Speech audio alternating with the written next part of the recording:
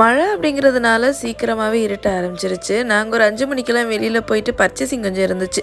சரி வாங்கிட்டு வந்துடலாமே அப்படிங்கிறதுக்காக கிளம்பி உட்காந்துட்டு இருந்தோம். மழை நிற்கல. அதனால் மழையில் கொடை பிடிச்சிட்டு நடந்துட்டே வீட்டுக்கு ஆப்போசிட்டில் தான் இப்போ தான் ராமச்சந்திரன் புதுசாக ஓப்பன் பண்ணியிருந்தாங்களாம். சரி அதில் போய் பார்த்துட்டு தங்கச்சியோட பாப்பாவுக்கு பர்த்டே வருதுல, அதனால் சாக்லேட்ஸ்லாம் கொஞ்சம் வாங்க வேண்டியது இருக்குது, வாங்கிட்டு வந்துடலான்னு கிளம்பிட்டோம். இந்த காயின் சாக்லேட் நான் சின்ன பிள்ளையாக இருக்கிறப்ப அதிகமாக தாத்தா வாங்கி கொடுத்த ஞாபகம் இருக்குது. அதை பார்த்ததும் அவ்வளோ ஹாப்பியாக இருந்துச்சு.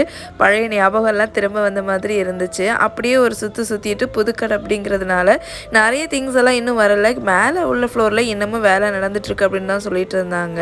கீழே க்ராசரி ஐட்டம்ஸ் மட்டும் ஓப்பன் பண்ணியிருக்காங்க. அதை மட்டும் ஒரு சுற்றிட்டு வாங்க வேண்டிய திங்ஸ் எல்லாம் வாங்கியாச்சு. இனிமேல் கிளம்ப வேண்டியதான். 6:30 மணி தான் ஆகுது. குற்றாலம் கிளைமேட்டே பக்காவாக இருக்குது, ரொம்ப சூப்பராக இருக்குது.